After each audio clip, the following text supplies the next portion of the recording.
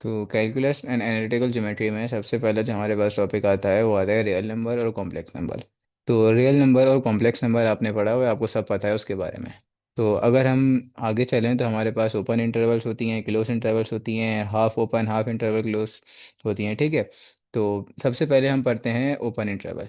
तो open interval का concept basically हमारे पास ऐसे है, फॉर एग्जांपल हमें एक सेट दिया हुआ है और वो बोल दिया गया है कि यहाँ से शुरू हुआ और यहाँ पे वो नंबर हमारे पास दी एंड हुआ, एक रेंज दे दी, ठीक है, उस रेंज में। अब जैसे इस तरह से दे दी कि हमारे पास हैगा मैथमेटिक्स की फॉर्म में, हम इसको कुछ इस तरह से लिखते हैं, ठीक है। अब अगर मैं इसकी जगह पे ए और बी कोई कांस्टेंट है तो इसकी जगह पे मैं कोई नंबर सजेस्ट कर लूँ, तो नंबर फॉर एग्जांपल यहाँ पे आएगा 2, और यहाँ पे मैं सजेस्ट कर लूँ नंबर अपनी मर्ज़ी से मैं ले रहा हूँ, तो बी की जगह पे मैं ले रहा हूँ 6। तो इसका मतलब हुआ मेरे पास कि ये 2 से शुरू हुआ और 6 पे ख़त्म हो गया।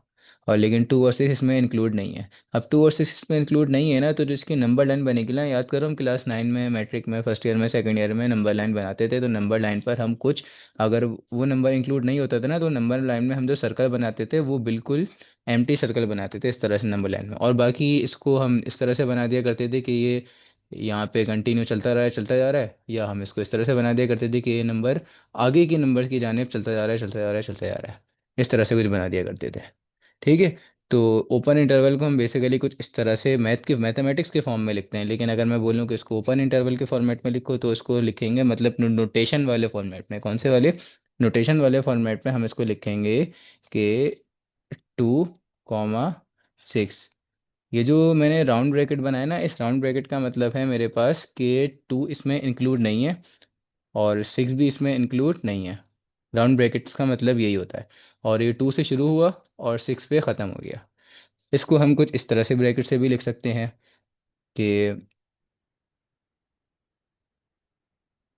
ठीक है, इस तरह से ब्रैकेट से भी हम लिख सकते हैं।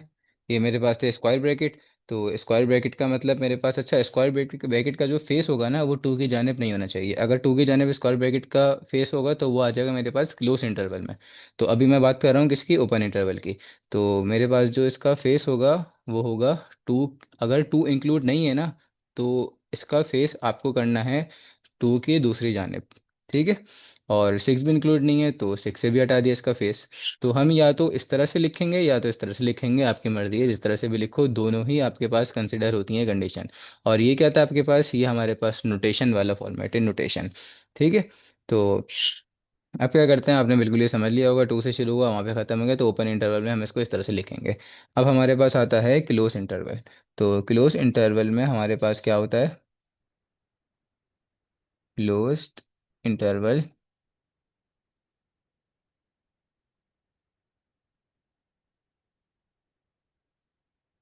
तो क्लोज इंटरवल में भी हमारे पास, अगर बोलो कि मैं मैथ फॉर्म में लिखूं तो मैथमेटिक्स फॉर्मेट में इसको किस तरह से लिखेंगे? ए से शुरू हुआ और बी पर ख़त्म हो गया, और ए और बी भी क्या है इसमें इंक्लूड हैं, ठीक है। इसका मतलब क्या?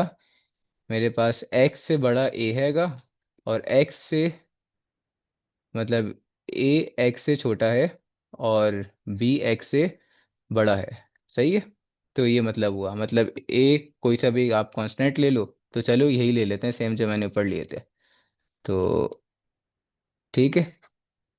अब क्या इसका मतलब हुआ मेरे पास, अगर मैं इसका सेट बनाऊं तो इसमें 2 भी इंक्लूड होगा, 6 भी इंक्लूड होगा, और 2 से 6 तक जितने भी नंबर्स होंगे सबके सब इंक्लूड होंगे। अब चाहे उसको आप डेसिमल प्लेसेस में लो या ना लो, 2 4 5 6 6 तक, बस 6 तक ले लो, या तो आप इसको डेसिमल में भी ले सकते हो, ठीक है। तो लेकिन मैं, अगर मैं सेट बनाने की बात करूँ तो बस मैं 2 4 5 6 यहाँ तक ही कंसिडर करूँगा। और तो इसमें अगर मैं बोलूँ कि इसको आप क्लोज इंटरवल वाले फॉर्मेट में लिखो, तो उसको कैसे लिखोगे? नोटेशन में उसको आप इसको कुछ इस तरह से लिखोगे कि इसमें आपके पास 2 भी इंक्लूड है एंड 6 भी आपके पास इंक्लूड है, तो इसको हम इस तरह से लिखते हैं। और अगर आप नंबर लाइन पे शो करोगे तो इसको इस तरह से, जो सर्कल होगा सर्कल में कलर हुआ होगा, सर्कल आपके पास एम्प्टी नहीं होगा, इस तरह से बना दो या तो इस तरह से बना दो। ये क्या डिपेंड करता है? फॉर एग्जांपल हमारे पास एक्स 4 से छोटा आ रहा है तो आपके पास पीछे जा रही है सारे के सारे नंबर्स, ठीक है। और अगर एक्स 4 से बड़ा आ रहा है तो आपके नंबर सारे के सारे आगे जाते जा रहे हैं, ठीक है। 4 तो मैंने ऐसे ही आपको नंबर बोल दिया, कोई भी नंबर ले लो। तो आपने नंबर लाइन खैर इससे पहले बनाई होगी। तो ये क्लोज इंटरवल भी हो गया और ओपन इंटरवल भी हो गया। अब हम आते हैं किस पर, half open and half close.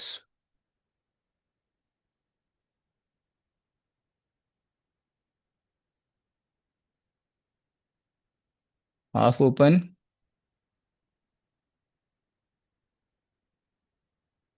Half close interval. यहाँ पे देखो हमारे पास क्लोज इंटरवल में दोनों साइड से क्लोज था, ठीक है। यहाँ पे ओपन इंटरवल में दोनों साइड से ओपन था। हाफ ओपन हाफ क्लोज का मतलब क्या हुआ, एक साइड से ओपन होगा या एक साइड से क्लोज होगा, या दूसरी साइड से ओपन होगा या दूसरी साइड से क्लोज होगा, ये मतलब। तो इसको किस तरह से लिखें हम, देखो जैसे कि मैंने लिखा इसको यहाँ पे आपके पास 6, 10 एंड इस तरह से। तो ये आपके पास हुई ओपन इंटरवल, ये आपके पास हुई क्लोज इंटरवल। 6 शामिल है या नहीं है, 6 आपके पास शामिल नहीं है और 10 इसमें शामिल है। किस तरह से, इस तरह से कुछ,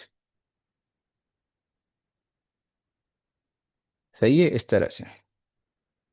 इसको कहते हैं हाफ ओपन हाफ क्लोज। तो इसको अगर ए और बी के उसमें लिखना चाहो तो आप इस तरह से लिख सकते हो कि ए कॉमा बी, या तो आप अच्छा इसको इस तरह से भी लिख सकते थे हम, ये इस 6 की जगह पे आप इसको बना सकते थे ये, ठीक है। मैंने आपको बोला था आप नोटेशन में कोई सी भी नोटेशन यूज़ कर सकते हो। तो अब क्या होगा इसके बाद, आप इसको इस तरह से भी कर सकते हो कि यहाँ से ये ओपन है और यहाँ से ये क्लोज्ड है, जैसे आपका दिल करे आप बना सकते हो, ठीक है। तो इस बात का क्या मतलब है, इस बात का है कि ए आपके सेट में शामिल है और बी आपके सेट में शामिल नहीं है, और बी ओपन इंटरवल है। और यहाँ पे आपके पास ए शामिल नहीं है लेकिन बी शामिल है, और ए से लेके बी तक सारे के सारे नंबर्स जितने भी होंगे, अब ए और बी तो कांस्टेंट है, आप कोई से भी नंबर ले सकते हो, सही है। तो अब हम आते हैं इन इक्वलिटीज़ पर। इन इक्वलिटीज़ में आप दरअसल देखो 3x + 5 x - 7।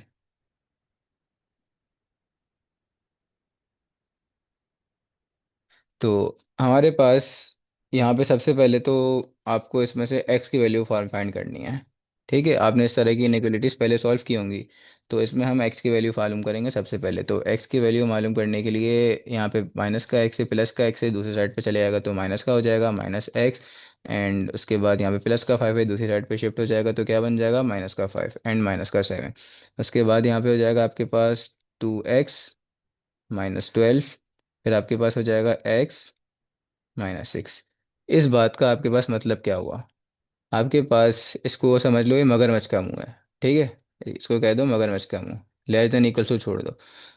तो मगरमच्छ का मुंह जो है आपके पास -6 की जानिब है, इसका मतलब -6 बड़ा है और x छोटा है। इसका मतलब आपके पास सबसे बड़ा नंबर यहाँ पे -6 है। तो इसका मतलब बड़ा नंबर तो आपके -6 है ना, तो -6 के छोटे वाले सारे के सारे नंबर आप कंसिडर करोगे, ठीक है। अब आपको एंड पॉइंट नहीं पता हुआ ना, इसका मतलब छोटा नंबर छोटा नंबर छोटा नंबर बहुत छोटा नंबर। तो बहुत छोटे नंबर को आप क्या कहते हैं, इन्फिनिटी। तो अगर मैं कहूँ इसको आप ओपन इंटरवल या हाफ इंटरवल या हाफ ओपन इंटरवल, जिस भी फॉर्मेट में आप लिखना चाहो, आप इसको किस तरह से लिखोगे उस फॉर्मेट में। तो देखो, तो यहाँ पे मैं कहूँगा कि ये मेरे पास माइनस का इन्फिनिटी है, और माइनस का इन्फिनिटी मेरे पास बहुत छोटा नंबर होता है, ठीक है। तो ये मेरे पास क्या बन गया, माइनस का इन्फिनिटी शामिल है या नहीं है, नहीं शामिल, क्योंकि हमें पता ही नहीं है ना कि माइनस का इन्फिनिटी हमारे पास तो कितना छोटा नंबर है, हमें पता ही नहीं है। तो जब भी आप प्लस का इन्फिनिटी लगाओ या माइनस का इन्फिनिटी लगाओ तो हमेशा उसके ऊपर आप ओपन इंटरवल ही लगाओगे, ठीक है। अब उस पर ऊपर क्लोज इंटरवल नहीं लगा सकते, क्योंकि हमें अगर इन्फिनिटी है ना, हमें पता ही नहीं है ना वो कितना बड़ा नंबर है या कितना छोटा नंबर है, समझ गए। और उसके बाद यहाँ पे किस तरह से बनाएंगे, अच्छा मैं इस तरह का सेट बना रहा हूँ, जैसे इसका मैंने इस तरह का बनाया ना, बल्कि ऊपर बना हुआ है, इसका मैंने इस तरह से बनाया हुआ है, इस तरह से मैं बना रहा हूँ इसका, ठीक है। तो अब क्या होगा उसके बाद, यहाँ पे -6 इसमें शामिल है या नहीं है, -6 शामिल नहीं है, तो इसकी तरफ कर दिया इसको। आप अगर, मैंने आपको दो नोटेशन करवाई थी ओपन इंटरवल में, या तो आपको बोला था राउंड ब्रैकेट से कर दो, या तो बोला था इसको स्क्वायर ब्रैकेट से कर दो। तो इसको राउंड ब्रैकेट से कर लेते हैं। राउंड ब्रैकेट से किस तरह से होगा, माइनस का इन्फिनिटी कॉमा -का 6, ठीक है भाई। इस तरह से भी लिख सकते थे, उस तरह से भी लिख सकते थे, आपकी मर्जी जिस तरह से करो, ठीक है। अब करते हैं नेक्स्ट पार्ट इसका। तो नेक्स्ट पार्ट आएगा 5x + 6।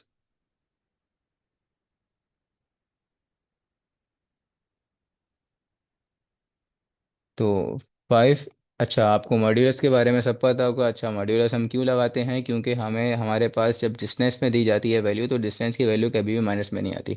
तो फॉर एग्जांपल डिस्टेंस की वैल्यू आपके पास माइनस में आए तो मॉड्यूलस का इजाद ही, मॉड्यूलस डिस्कवर्ड इसी वजह से हुआ कि आप उस वैल्यू को प्लस कर दो।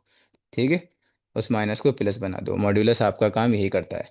तो अब आपको जाहिर सी बात है यहाँ पे डिस्टेंस का जिक्र हुआ होगा जब यहाँ पे मॉड लगा हुआ है, तो आपको नहीं पता है कि ये पहले ये प्लस था या माइनस था, लेकिन मॉड तो लगा दिया ना उन्होंने, तो इसको आपको शिफ्ट करना पड़ेगा प्लस में भी और माइनस में भी। तो जब हम प्लस में और माइनस में शिफ्ट करते हैं तो क्या करते हैं, एक दफ़ा इसको ऐसे ही लिखते हैं प्लस में, और जब माइनस में लिख रहे होते हैं ना तो हम क्या करते हैं, तो हम यहाँ पर इस इक्वलिटी को, मतलब कि जो ग्रेटर देन होगा तो उसको लेस देन बना देंगे, लेस देन होगा तो उसको ग्रेटर देन बना देंगे, और फिर उसके बाद यहाँ पे -5 लिख देंगे। या अगर यहाँ पे प्लस लिख रहे हो तो यहाँ पे -5 लिख के इस तरह से कर दो, मतलब -5 नहीं माइनस साइन इस तरह से कर दो, आपकी मर्जी है। लेकिन मैं क्या कर रहा हूँ, मैं यहाँ पे बस माइनस यहाँ पे लिख दिया मैंने, ठीक है। लेकिन ये आप करना बिल्कुल नहीं भूलना, अगर आप इसको सेम इसी कंडीशन के लिए रख दोगे तो आपके पास ये गलत हो जाएगा। क्यों गलत हो जाएगा, मैं उसकी वजह आप लोगों को आगे बताता हूँ।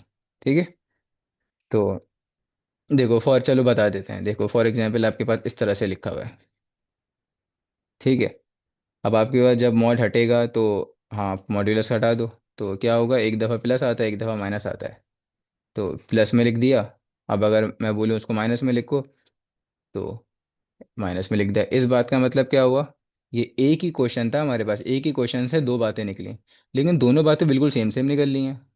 यहाँ पे कह रहा है कि हमारे पास एक्स की जो भी वैल्यू है वो 1 से बड़ी है, और यहाँ पे कह रहा है एक्स की जो भी वैल्यू है -1 से बड़ी। ऐसा कैसे हो सकता है, इस एक्स की जगह पे कोई तो वैल्यू होगी ना। फॉर एग्जाम्पल 12 है, तो कह रहे हैं 12 1 से, मतलब वो, चलो 12 छोड़ो, आप यहाँ पे ले लो एक्स की वैल्यू है 0, या 0 नहीं लो, आप ले लो यहाँ पे एक्स की वैल्यू, हाँ चलो 0 ही ले लो। मैंने यहाँ पे नंबर 1 छोटा ले लिया, कोई और नंबर ले लेना चाहिए था, लेकिन चलो एक्स की वैल्यू 0 ले लो। तो ऐसा कैसे मुमकिन है कि आपके पास जो 0 आ रहा है, 0 इज़ लेस देन, मतलब 0 इज़ ग्रेटर देन 1, ऐसे कैसे हो सकता है। नहीं हो सकता ना, पॉसिबल ही नहीं है। ठीक है, तो अब देखो ये वाली कंडीशन आपके यहाँ पॉसिबल होगी, अगर आप यहाँ पे 0 लिखो और यहाँ पे लिखो 1। ठीक है, आपके पास 0 बड़ा होता है -1 बड़ा होता है, आपके पास 0 बड़ा होता है, तो आपके पास क्या कंडीशन बननी चाहिए थी, ये कंडीशन बननी चाहिए थी। तो इसी वजह से हम जब वो लगाते हैं, क्या कहते हैं इसको, दो दफ़ा ओपन करते हैं, मतलब इसको जब माइनस वाली कंडीशन में लगाते हैं तो हम क्या कर देते हैं, जो मगरमच्छ का मुंह है, क्या है, ग्रेटर देन या लेस देन, उसको हम ग्रेटर देन होगा तो लेस देन बना देंगे, लेस देन होगा तो ग्रेटर देन बना देंगे। अब देखो मैंने यहाँ पे कंडीशन नहीं बनाई, तो यहाँ पे आपके पास एक्स की जगह पे क्या आ गया, यहाँ पे भी 0 आ गया, तो ये वाली कंडीशन तो प्रूफ हो गई, ठीक है, ये टिक है। लेकिन ये वाली कंडीशन आपके पास टिक है या नहीं है, ये वाली कंडीशन टिक नहीं है, ये रॉन्ग है। क्यों रॉन्ग है, 0 आपके पास बड़ा होता है, किससे बड़ा होता है, -1 से, लेकिन यहाँ पे तो ये आपको ये कंडीशन क्या कह रही है, मगर मैं इसका मुंह -1 की तरफ है, इसका मतलब -1 बड़ा है, तो नहीं, इस यही वजह होती है कि हमें इसको घुमाना पड़ता है, किस तरह से, इस तरह से। ठीक है भाई, बता दी। बाकी प्योर मैथमेटिक्स का ये थ्योरम भी है, तो थ्योरम में पूरा लिखा हुआ है ए बी के फॉर्मेट में, आप चाहो तो वहाँ से पढ़ लो, और बाकी इसका कोई भी मसला नहीं है। अब देखो, तो यहाँ से आप एक्स की वैल्यू फाइंड कर लो, तो एक्स की वैल्यू अब हम किस तरह से फाइंड करेंगे, जैसे नॉर्मली फाइंड करते हैं, जैसे हमने ऊपर करी। तो 5x + 6 का वहाँ जाके -6 हुआ, 5x यहाँ पे -1 हुआ, एक्स की वैल्यू आई आपके पास यहाँ पर -1/5। ठीक है भाई, अब 5x + 6, अच्छा +6 था तो दूसरी साइड पर शिफ्ट हुआ तो क्या हो गया, -6। अब क्या बन गया, अब आपके पास बन गया -11। अब आपके पास क्या बन गया, -11/5। ठीक है भाई, बन गया। अब देखो, आपके पास एक ही सवाल से दो कंडीशन आ गई। इसमें क्या कह रहा है, इसमें आपके पास कह रहा है कि एक्स बड़ा है और -1/5 छोटा है, और यहाँ पे कह रहा है -1/11 छोटा है और एक्स क्या है, बड़ा है। तो अब देखो आपके पास फर्स्ट कंडीशन आपको पता है, अगर आप कैलकुलेटर में भी सॉल्व करो आपके पास क्या आएगा आंसर, इसका आंसर आएगा आ, आपके पास 1/5 बड़ा होगा या -1/11 छोटा होगा। तो आप इसको कैलकुलेटर में सॉल्व करो, आपके पास -1/, फाइव क्या होगा, स्मॉल होगा। ठीक है। तो देखो, अगर मैं इसकी एक वो बनाऊँ, इसको क्लोज इंटरवल ओपन इंटरवल वाले फॉर्मेट में बनाऊँ, तो देखो इसका मतलब क्या होगा। इसको मैं कुछ इस तरह से बनाऊंगा। अच्छा, पहले मैं ये वाली कंडीशन कंसिडर करूंगा ना, क्योंकि ये वाली कंडीशन मेरे पास क्या है, ये वाली कंडीशन मेरे पास है स्मॉलर वाली, तो स्मॉलर वाली को पहले लिखूंगा ना। तो देखो, यहाँ पे कह रहा है आपके पास -1/11, वो -11/5 आपके पास बड़ा है और x छोटा है, मतलब x मतलब -1/5 -11/5 से छोटे जितने भी नंबर्स हैं वो सारे के सारे यहाँ पे इंक्लूड होंगे। छोटे जितने भी नंबर्स हैं, अब बहुत छोटा नंबर इसका मतलब, तो बहुत छोटे नंबर के लिए आप इन्फिनिटी लगाओगे। मैंने बताया था जब भी इन्फिनिटी लगाओगे तो आपके पास क्लोज इंटरवल बनेगी, या तो ऐसे बना दो या तो ऐसे बना दो। ठीक है, तो हम ऐसे बना देते हैं, बना दिया, कॉमा। अब 11/5 इंक्लूड था, बिल्कुल इंक्लूड था, तो -11/5 इसको इंक्लूड कर दिया, बन गया। अब ये दोनों एक ही सवाल के आंसर आए ना, इसके और इसके, तो इनके दरम्यान मैं यूनियन लगाऊंगा, क्योंकि इनके दोनों के आंसर को मुझे एक साथ मिलाना होगा। तो अब देखो, यहाँ पे क्या कह रहा है, यहाँ पे आपके पास छोटा क्या है, छोटा आपके पास यहाँ पे -1/5 है। तो माइन जो छोटा वाला होता है, स्मॉल होता है, उसको मैं पहले लिखता हूँ। तो -1/5 आपके पास इंक्लूड होगा या नहीं होगा, तो -1/5 आपके पास इंक्लूड होगा। -1/5 मैंने यहाँ पे इंक्लूड कर दिया। ठीक है। तो उसके बाद ये क्लोज इंटरवल में बन गया। अब ये एक बहुत बड़ा नंबर है, मतलब इस बात का मतलब क्या है, इस बात का मतलब है कि -1/5 से बड़े जितने नंबर हैं सब इंक्लूड होंगे। अब बहुत बड़ा नंबर है, मुझे तो नहीं पता ना कब तक चलता रहेगा, चलता रहेगा, चलता रहेगा। तो जैसे चलता रहेगा, चलता रहेगा, चलता रहेगा, इस पर मैं क्या लगाऊंगा, इस पर मैं क्लोज इंटरवल लगाऊंगा। सही है, तो इसका मेरे पास ये आंसर बन गया। अब करते हैं हम फंक्शंस। तो फंक्शंस के बारे में तो आपको सब कुछ पता है। अब हमें निकालनी है कुछ फंक्शंस की डोमेन। तो देखो, अब चलो आपको पहले फंक्शंस का थोड़ा सा एक इंट्रोडक्शन दे देते हैं। आपके पास फंक्शन में एक डोमेन होती है, और फंक्शन की कोडोमेन होती है, और फंक्शन में एक रेंज होती है। तो आपके पास, अच्छा सबसे पहले मैं इसको इस तरह से लिख दूं।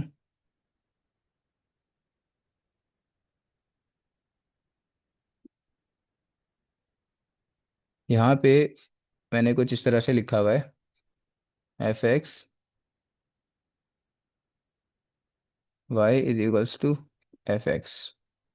ठीक है। तो यहाँ पे मेरे पास जो y है उसको मैं बोलूँगा डिपेंडेंट वेरिएबल, और x जो है उसको बोलूँगा इंडिपेंडेंट वेरिएबल, क्योंकि x मेरे पास, मतलब y मेरे पास x पे डिपेंड है। मैं x की वैल्यू पुट करता जाऊँगा, मेरे पास y का आंसर आता जाएगा। फॉर एग्जांपल, आप इसको इस तरह से भी लिख सकते हो। तो इस कंडीशन में क्या बनेगा, इस कंडीशन में आपके पास x बन जाएगा डिपेंडेंट वेरिएबल, ठीक है, और y बन जाएगा इंडिपेंडेंट वेरिएबल। यहाँ पे आप क्या कहोगे, यहाँ पे आप कहोगे कि आप y की वैल्यू पुट करते जाओगे तो आपके पास x का आंसर आता जाएगा। सही है। तो इसको हम किस तरह से देखते हैं, आप यहाँ पे देखो। फॉर एग्जाम्पल आपके पास लिखा हुआ है f(x²), ठीक है, ये हमारे पास फंक्शन है एक। तो अब डोमेन क्या होता है, डोमेन आपके पास होता है, आप जो भी वैल्यू इनपुट करते हो वो आपके पास कहलाती है डोमेन। तो ठीक है। और आपको पास, देखो, एक सिंपल सी आपको एक बात याद रखनी है, जब आप एक इनपुट डालोगे ना, वन इनपुट, तो आपके पास उसका वन यूनिक आउटपुट ही आएगा। सही है। ऐसा नहीं हो सकता आप एक इनपुट डालो, उसी इनपुट का अलग आउटपुट आ रहा है, और उसी इनपुट का आपके पास एक और, मतलब फॉर एग्जांपल आपने यहाँ पे देखो, आपने यहाँ पे x की वैल्यू पुट करी, हम पुट कर रहे हैं यहाँ पे x की वैल्यू 2। तो x की वैल्यू 2 पुट करने पे मेरे पास आंसर क्या आ रहा है, आंसर आ रहा है मेरे पास 4। ठीक है। अब ऐसा हो सकता है x की वैल्यू 2 ही पुट करूं मैं और मेरे पास आंसर आ रहा हो 6, नामुमकिन सी बात है। तो जब भी मैंने कहा, जब मैं एक इनपुट डालता हूं तो मेरे पास उसका एक ही यूनिक आउटपुट आता है। समझ गए मेरी ये बात। ठीक है। हाँ, लेकिन मेरे पास आउटपुट बेशुमार हो सकते हैं, लेकिन इनपुट मेरे पास एक ही होगा और उसका एक ही आउटपुट होगा, ये बात याद रखना। तो देखो, यहाँ पर अब मैं आपको एक एग्जांपल देता हूँ कुछ इस तरह की। हमारे पास एक रिलेशन बना हुआ है, वो रिलेशन कुछ इस तरह से बना हुआ है, 1,2, 2, 3 एंड 3, 4। यहाँ पर आपको देखो, ये तो आपको पता होगा, फर्स्ट एक्स होता है, सेकंड वाई होता है, कोऑर्डिनेट्स के बारे में तो आपको सब पता होगा, ठीक है। तो अगर मैं 1 पुट कर रहा हूँ तो मेरे पास आंसर आ रहा है 2। इसका मतलब ये एक ए का सेट है, एक बी का सेट है, ठीक है। खुद से बना रहा हूँ मैं, एक ए का सेट और एक बी का सेट। तो अगर मैं 1 पुट कर रहा हूँ तो मेरे पास आंसर आ रहा है 2। तो मैंने 1 पुट किया, 1 पे मेरा आंसर क्या बना, 2, मैंने एरो बना के दिखा दिया। अब मैं 2 पुट कर रहा हूँ तो मेरा आंसर क्या आ रहा है, 3। तो जब मैंने 2 पुट किया तो मेरा आंसर क्या आया, 3। सही है। अब जब मैंने 3 पुट किया आगे, तो मेरा आंसर क्या आया, 4। तो मेरा आंसर क्या आया, 4। इस तरह से मैंने 4 भी दिखा दिया अभी बना के। अब क्या ऐसा हो सकता है, अच्छा पहले इसका वो बनाओ। मैंने बोल दिया इसका एक फंक्शन बना दो। तो इसका जो फंक्शन बनेगा, x+1 = y। ठीक है, बन सकता नहीं बन सकता फंक्शन, बिल्कुल बन सकता है भाई। क्योंकि x की जगह पे अगर मैंने पुट किया 1, तो मेरा आंसर आया, y का आंसर आया 2। अब देखो आएगा नहीं आएगा, 2 आंसर आ गया y का, और x की जगह पे मैंने पुट क्या किया, x की जगह पे मैंने पुट किया 1। सही है। तो मैं आपको फंक्शन एक फाइंड करने का नहीं बोल रहा, मैं बस आपको ये एक रिमाइंडर करवा रहा हूँ, मैं आपको एक रिवीजन करा रहा हूँ कि फंक्शंस आप किस तरह से पहचानते हो कि फंक्शन, ये फंक्शन है या फंक्शन नहीं है। तो अब देखो यहाँ पे, अब बनाते हैं हम नेक्स्ट रिलेशन। तो नेक्स्ट रिलेशन मेरे पास कुछ इस तरह से लिखा हुआ है, R2 = 1, 2, 2, 3, 2, 4, 3, 4, 4, 5। चलो बनाते हैं, देखो इसको, एक सेट को ए नाम दे दिया, एक सेट को बी नाम दे दिया। अगर मेरे पास 1 है तो आंसर क्या आ रहा है, 2, बिल्कुल ठीक है, 1 है तो आंसर मेरे पास आ रहा है 2। ठीक है। मेरे पास 2 है तो आंसर आ रहा है 3। तो 2 है तो आंसर आ रहा है मेरे पास 3। ठीक है। इसमें क्या करें, 2 है तो आंसर आ रहा है 4। तो 2 तो पहले से बना हुआ है तो आंसर आ रहा है क्या, 4। तो 4। अब 3 है, तो 3 है तो आंसर आ रहा है मेरे पास क्या, 4। तो 3 पे भी 4 आ रहा है, ठीक है। और 4 है तो आंसर आ रहा है 5। 4 है तो आंसर आ रहा है 5। ठीक है। ये भी बना दिया। अब बताओ ये फंक्शन है या नहीं है। ऐसा कैसे हो सकता है, इसी फंक्शन पे आते हैं, x+1 = y। ठीक है। x+1 = y, अगर मैंने x की जगह पे पुट किया 3, तो मेरे पास y का आंसर आएगा 4। आ गया। अब देखो मेरे पास ऐसा कैसे हो सकता है, मेरे पास कि मैंने 3 पुट किया तो 3 पे ही मेरा आंसर आ रहा है 4, और 3 पे ही मेरा आंसर आ रहा है, क्या आ रहा है, 5 आ रहा है। पॉसिबल ही नहीं है ना ऐसा। तो सेम वही कंडीशन यहाँ पे लग रही है। अगर मैंने 2 पुट किया तो मेरे पास आंसर आ रहा है 3। तो आप इसमें 2 पुट करके देख लो, आपके पास आंसर आ रहा होगा 3, लेकिन 2 पुट करने पे 3 आंसर आ रहा है ना, 2 पुट करने पे 4 आंसर कैसे आ सकता है। तो नहीं आ सकता ना। तो इसका मतलब हमारे पास, हमेशा याद रखना, डोमेन होती है ना, डोमेन बिल्कुल हमारे पास सिंगल एक एक ही निकल रही हो, एक से ही यहाँ से निकल रही हो। तो आपने पढ़ा होगा ना, 1, 1 फंक्शन, ऑन टू फंक्शन, ठीक है, इस तरह के फंक्शन आपने पढ़े होंगे सारे के सारे। तो ये वही बात हो रही है, बाइजेक्टिव फंक्शन, सरजेक्टिव फंक्शन, ये सारे आपने पढ़े होंगे। तो आपके पास हमेशा डोमेन से एक सिंगल लाइन निकल रही होगी यहाँ पर।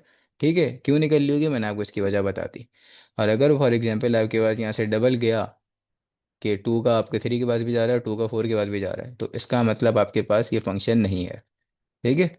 इसको आप बिना डायग्राम बनाए, बिना कुछ किए, आप सीधा इसको यहाँ से भी देख के पहचान सकते थे। 1 का 2 आया, ठीक है, 2 का 3 3 आया, ठीक है, 2 का 4 आया, ये तो गलत हो गया ना, 2 का 3 आ रहा है लेकिन 2 का 4 कैसे आ गया। तो नॉट पॉसिबल। तो ये आप शुरू में बोल दो कि ये फंक्शन नहीं है। ठीक है, तो ये नॉट अ फंक्शन। खैर ये सब हमारे पास इंट्रोडक्शन था। अब देखो भाई, अब हम करते हैं, डोमेन फाइंड करते हैं। हमारे पास क्वेश्चन नंबर है 17, और एक्सरसाइज 1.1,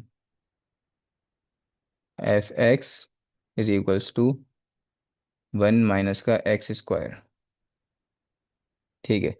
अब देखो सबसे पहले आप एक बात सोचो, डोमेन क्या होती है, बताया था, इनपुट जो हम पुट करते हैं फंक्शन में, और रेंज क्या होती है, जो उसका आउटपुट आएगा वो रेंज होगी। कोडोमेन क्या होगी? कोडोमेन होगा कितने पॉसिबल आउटकम्स हमारे पास उसके होंगे, मतलब कितने आ सकता है, ज़्यादा से ज़्यादा था ज़्यादा, मतलब हम कितने पुट कर सकता हूँ उसमें, सबका सब वो होता है कोडोमेन। ठीक है।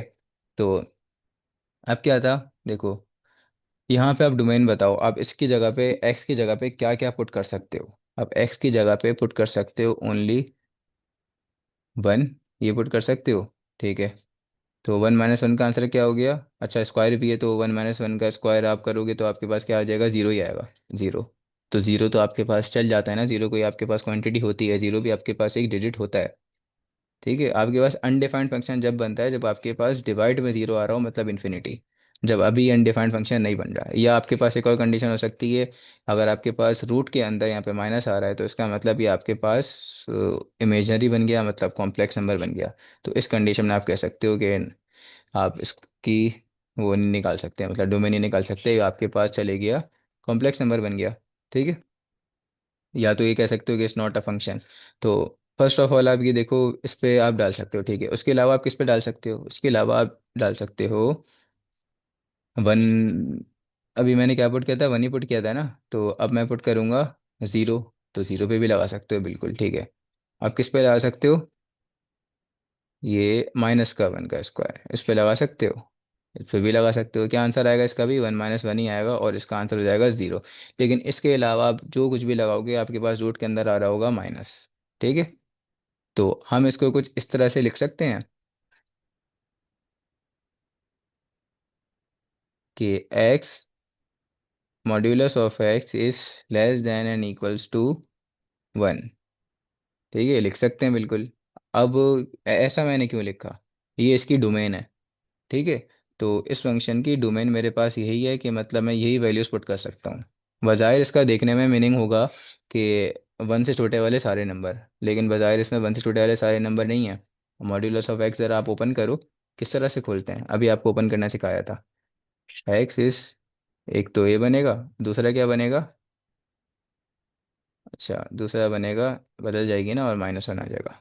ठीक है भाई, इस तरह से हो गया। अब इसका मतलब क्या है? इसका मतलब है यहाँ पे आपके पास 1 बड़ा है और x छोटा है। इसका मतलब क्या है? x छोटा है और -1 बड़ा है। सॉरी, x बड़ा है और -1 छोटा है। तो -1 x, सही कंडीशन बनाएंगे या गलत बनाएंगे? मगरमच्छ का मुंह x की तरफ है, मगरमच्छ का मुंह x की तरफ है ना, सही है। उसके बाद यहाँ पे मगरमच्छ का मुंह किसकी तरफ है? 1 की तरफ ना, 1 की तरफ। इस बात का क्या मतलब है? इस बात का मतलब है -1 से शुरू होगा और 1 पे ख़त्म हो जाएगा, और दोनों इंक्लूडेड हैं। तो यही तो आंसर आया जो मैंने अभी बताया था। तो इस डोमेन का मतलब क्या है? यही तो है, -1 से शुरू करूँगा और 1 पे रोक दूंगा। ठीक है। -1 पे शुरू करूँगा और 1 पे स्टॉप कर दूंगा। उसके अलावा कोई भी वैल्यू मैं पुट नहीं कर सकता। समझ गए भाई? अब निकालते हैं नेक्स्ट फंक्शन की। वो था मेरे पास 18 क्वेश्चन है वो। क्वेश्चन नंबर 18 की डोमेन निकालते हैं। f(x) is equals to a+x a-x। अच्छा, ए पहले तो छोड़ दो, आप इसको इस तरह से कंसिडर कर लो, ये लिखा हुआ है आपके पास 2। ठीक है। तो सबसे पहले आप यहाँ पर आओ, डिनोमिनेटर में देखो। डिनोमिनेटर में अगर आपके पास यहाँ पर 2 - 2 हो गया, मतलब x की जगह पे मैं क्या पुट कर रहा हूँ? 2। तो x की जगह पे अगर मैंने 2 पुट किया तो 2 - 2 का आंसर हो जाता है 0। तो अगर डिवाइडेड बाय मेरे पास 0 आ गया तो इसका मतलब ये बन गया इन्फिनिटी, मतलब अनडिफाइंड फंक्शन बन गया। तो अगर मैं x की वैल्यू, ठीक है, अगर 2 पुट करूँ तो उसके अलावा बाकी सब पर क्या हो जाएगा? सॉल्व हो जाएगा नहीं, सॉल्व हो जाएगा। फॉर एग्जाम्पल 2 के अलावा 1 ले लिया मैंने, हो जाएगा सॉल्व। इसके अलावा कोई माइनस की भी वैल्यू ले ली ना तो भी सॉल्व हो जाएगा। ठीक है। बस आपके पास अनडिफाइंड फंक्शन होना चाहिए, इस तरह का अनडिफाइंड फंक्शन नहीं होना चाहिए, उसके अलावा ये सॉल्व हो जाता है। और बाकी जो रूट लिखा है रूट के अंदर माइनस नहीं आना चाहिए, ये दो कंडीशंस याद रख लेना। ठीक है। उसके अलावा बाकी आपके पास फंक्शन सब पे लग रहा होगा। तो इसका मतलब आप हर रियल नंबर डाल सकते हो, सिर्फ वाले नंबर नहीं डाल सकते जो आपके पास यहाँ पे बराबर में लिखा हुआ है। मतलब आपके पास यहाँ पे 2 लिखा हुआ है तो आप एक्स की वैल्यू 2 के अलावा सब कुछ डाल सकते हो। तो आप इसको इंग्लिश में लिख दो कि all real number except x is equals to 2। तो ऑल रियल नंबर्स पुट कर सकते हो except x is equals to 2, 2 के अलावा। तो ये सेम ही तो लिखा हुआ है, ए, और यहाँ पे भी तो ए ही लिखा हुआ है। तो इसकी क्या होगी फिर, all real number except x is equals to two है ना। यहाँ पे ए तो वैसे भी कांस्टेंट ही होता है भाई, ए इज कांस्टेंट, तो कांस्टेंट की जगह पे कोई भी वैल्यू हो सकती है। यहाँ पे मैंने टू लिख दी, थ्री लिख दूँ, फोर लिख दूँ, फाइव लिख दूँ, मर्जी मेरी। तो x is equals to a, all real number except x is equals to a. तो x is equals to a का मतलब क्या हुआ, जब मेरे पास यहाँ पे हो जाएगा ए माइनस ए डिवाइड में, तो फंक्शन अनडिफाइंड हो गया। इसका मतलब इसकी डोमेन बनी मेरे पास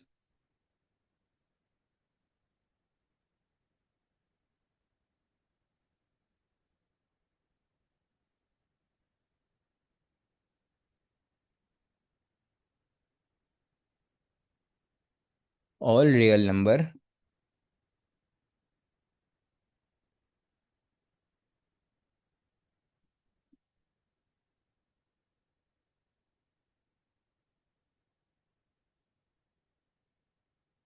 accept x is equals to a. ठीक है। जब x की वैल्यू a होगी, a क्या है, कोई सा भी कांस्टेंट, कोई सा भी नंबर, तो उस नंबर को आप अपनी मर्जी से टू बना दो, थ्री बना दो, फोर बना दो, तो उसके अलावा बाकी सब पर ये इसकी डोमेन लग जाएगी। मतलब इनपुट आप डाल सकते हो। ठीक है। तो अब क्या होगा, 19 एफ एक्स फंक्शन है मेरे पास, वन माइनस का एक्स, टू माइनस का एक्स। ठीक है भाई।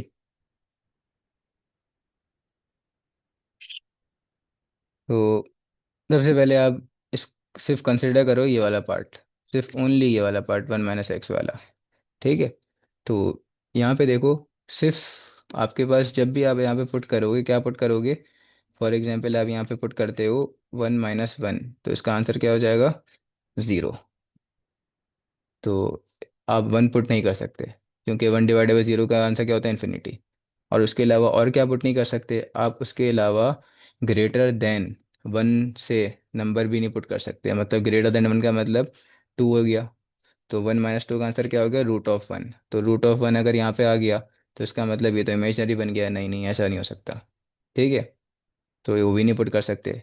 और यहाँ पे आप क्या नहीं और पुट कर सकते, अरे इस यहाँ पे हमारी कंडीशन क्या बनी कि हम यहाँ पे पुट करेंगे लेस देन वन वाले सारे के सारे नंबर्स पुट करेंगे। कौन से, ठीक है, लेस देन वन वाले सारे के सारे नंबर हम यहाँ पे पुट कर सकते हैं। सॉरी एक मिनट, ये था इंक्लूड नहीं होगा। ठीक है। हाँ ये इंक्लूड नहीं है, इससे छोटे वाले सारे के सारे नंबर मैं इंक्लूड कर सकता हूँ, कर सकता नहीं कर सकता, कर सकता हूँ यहाँ पर। ठीक है। और ये रफ फर्क है, ये कोई समझाने के लिए नहीं है, आप अपने दिमाग में आप किसी और तरीके से समझते हो तो ऐसे समझ लो। तो उसके बाद मेरे पास एक और क्या कंडीशन बनेगी यहाँ पर। अब सेकंड वाला पार्ट कंसिडर कर लूँगा, तो सेकंड वाला पार्ट था टू माइनस का एक्स। तो यहाँ पे देखो, यहाँ पे अगर मेरे पास होगा, अच्छा ये मैंने यहाँ पे इंक्लूड क्यों नहीं किया वन को, क्योंकि अगर मैं वन को इंक्लूड कर दूँ, मतलब वन भी शामिल कर दूँ, तो वन माइनस वन का आंसर हो जाता है ज़ीरो, तो वन शामिल नहीं होगा। अब यहाँ पे आ गया टू माइनस का एक्स, अब एक्स की जगह पे क्या आएगा, एक्स की जगह पे मेरे पास आएगा, फॉर एग्जांपल अगर मैं टू ले लूँ या टू से बड़ा ले लूँ, टू ले लूँ या टू से बड़ा ले लूँ, तो ये तो माइनस में जा रही है वैल्यू, और टू को ले लूँ तो ये तो ज़ीरो हो गया, डिवाइड में ज़ीरो आ गया, इसका मतलब इन्फिनिटी। और टू से बड़ा ले लिया तो टू माइनस थ्री ले लिया, तो इसका आंसर क्या हो गया, माइनस वन। तो मतलब टू से बड़ा भी नहीं ले सकता मैं। तो इसके मुताबिक आपकी कंडीशन क्या बनी कि यहाँ पे आप कौन सा नहीं ले सकते, यहाँ पे आप नहीं ले सकते। ये मैं कंडीशन कौन सी बता रहा हूँ, नहीं लेने वाली बता रहा हूँ, कौन सी वाली, नहीं लेने वाली। ठीक है। तो यहाँ पे आपके पास जो कंडीशन बनी है, वो कंडीशन आपके पास ये बनी कि एक्स ग्रेटर देन टू। आप यहाँ पर टू से बड़े वाले नंबर नहीं ले सकते। अब आप बोलोगे यहाँ पे मैंने ऐसा बना दिया, यहाँ पे ऐसा बना दिया, यहाँ पे मैंने लेने वाली कंडीशन बनाई, यहाँ पे मैंने ना लेने वाली कंडीशन बनाई, इससे बड़ा नहीं ले सकते। और अब ले कौन सा सकते हो, टू से छोटे वाले सारे के सारे नंबर आप यहाँ पे कंसिडर कर सकते हो। कर सकते हो नहीं कर सकते भाई, कर सकते हैं, दैट सी बात है। ठीक है। अब ये सब तो सिर्फ समझाने के लिए था, ये सब कुछ आपको जैसे समझ में आ रहा है आप अपने हिसाब से करो।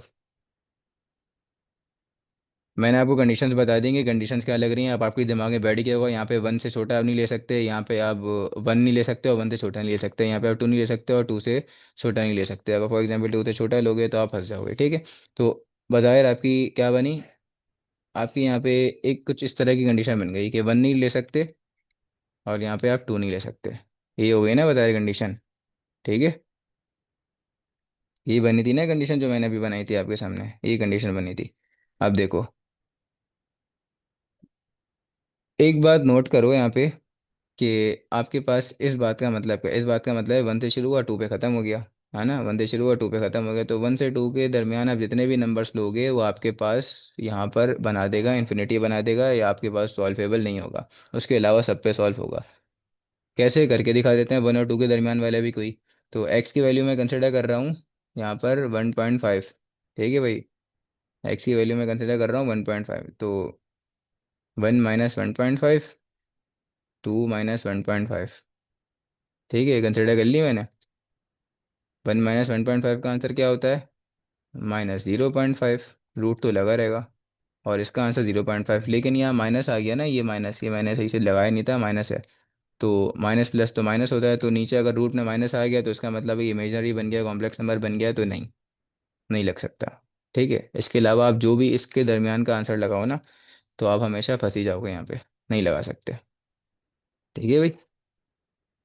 तो बाकी अगर आप उससे बड़ा भी लगाना चाहो तो लगा दे रहे हैं, ठीक है। मैंने यहाँ पे कंडीशन लिखी है ना, वन से आप छोटा भी लगा सकते हो, ठीक है, और टू से बड़ा भी लगा सकते हो। चलो टू से एक बड़ा लगा के देख लेते हैं। तो 1 - 2 से बड़ा लगा रहा हूँ तो 3 हो गया, और यहाँ पे क्या हो गया, 2 - 3। ठीक है भाई। अब ज़रा नोट करो, लगा रहा हूँ मैं। तो इसका आंसर क्या हो गया, -2, और इसका आंसर क्या हो गया, -1। माइनस माइनस क्या होता है, प्लस हो जाता है, प्लस बना नहीं बना, बन गया प्लस, और यहाँ पे आंसर हो गया 2 √2, 1/√2 बन गया। ऊपर वन लिखा हुआ है ना, डिनोमिनेटर वो न्यूमरेटर में, समझ गए। तो ये कंडीशन थी जो मैंने आपको अभी समझाई है। अब क्या होगा यहाँ पर, ऑल रियल नंबर, सारे के सारे रियल नंबर आप यहाँ पे पुट कर सकते हो, एक्सेप्ट, अच्छा डोमेन लिख रहा हूँ मैं, डायरेक्ट डोमेन का आंसर लिख रहा हूँ, ये सब के सब पुट कर सकते हो एक्सेप्ट इंटरवल। कौन सी इंटरवल आप पुट नहीं कर सकते, आप इंटरवल पुट नहीं कर सकते ये वाली, जिसमें आपके पास वन से शुरू हो रहा है और टू पर, दोनों क्लोज ने, दोनों क्लोज ने, क्योंकि वन और टू भी शामिल था। ठीक है भाई। और इसको कुछ इस तरह से भी लिख सकते हो कि आपके पास, मैं डायरेक्ट लिख रहा हूँ उसको, ठीक है। तो माइनस का इन्फिनिटी एक बहुत छोटा नंबर, और वहाँ से शुरू हुआ और वन पे आके रुक गया, वन शामिल नहीं था, या था, वन शामिल, अब बोलोगे था, ठीक है। अब ये बोलोगे ना, अब देखो, ये वाली जो कंडीशन मैंने लिखी है ना, ये कंडीशन मैंने लिखी है जो नहीं लगानी, ठीक है, जो नहीं लगानी। यहाँ पे मैं कौन सी कंडीशन लिख रहा हूँ, जो लगानी है, समझे, जो लगानी है। ये वाली कंडीशन कौन सी है, जो नहीं लगानी। और ये जो मैं बना रहा हूँ ना यहाँ पर, ये जो फाइनल ये वाला आंसर बना रहा हूँ, ये कंडीशन, इसका बना रहा हूँ डोमेन। तो अब देखो, माइनस का इन्फिनिटी एक बहुत छोटा नंबर, और वन, अगर मैं वन को शामिल कर दूं तो इसका मतलब तो यहाँ पे फिर वन भी पुट हो सकता है, वन पुट होगा तो ये जीरो नहीं बनेगा, जीरो बन जाएगा, समझे। तो यूनियन, यूनियन क्यों मिला दे, क्योंकि दो थे ना, एक इसका होगा और एक दूसरे वाले का होगा, ये वाले पार्ट का भी होगा। तो ये वाले पार्ट का कह रहा था, ये वाला पार्ट था भाई, टू शामिल था नहीं, टू भी शामिल नहीं था, और टू से बड़ा वाला सारे के सारे नंबर्स, ठीक है। तो ये इसकी डोमेन थी। तो अगर आप बोलो दोबारा से आपको समझा देते हैं भाई, इस वाले पार्ट की डोमेन क्या बनी थी, ये बनी थी, मतलब कि हमारे पास,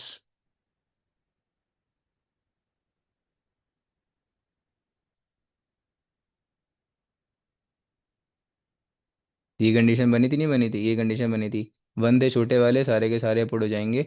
हाँ, समझ गए, ये कंडीशन बनी थी ना यहाँ पे पहले वाले की।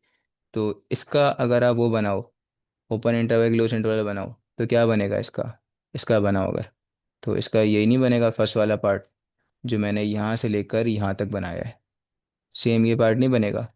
माइनस इन्फिनिटी एक और छोटा नंबर, और वन यहाँ तक, ये नहीं बनेगा इसका, यही बनेगा। तो फर्स्ट वाले का ये बन रहा था, ठीक है, तो बना दिया मैंने। अब सेकंड वाले का हो, सेकंड वाला क्या था, ये था, यहाँ पे क्या नहीं लग सकता था, यहाँ पे लग नहीं सकता था, 2 - x था ना, तो यहाँ पे टू और टू से बड़े नंबर नहीं लग सकते, तो जब टू और टू से बड़े नंबर नहीं लग सकते, ठीक है, ये मैं नहीं लगाने वाले लगा रहा हूँ। तो टू से बड़े नंबर नहीं लग सकते, तो ये रहा भाई, टू शामिल था या नहीं था? टू शामिल था। सॉरी, टू शामिल नहीं था।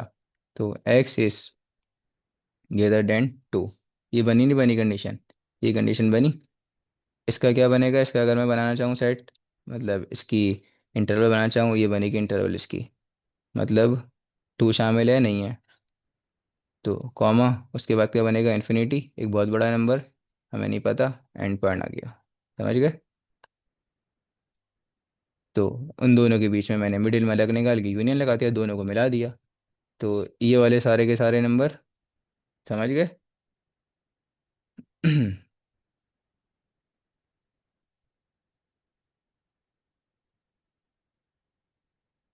अब ये क्वेश्चन नंबर 20।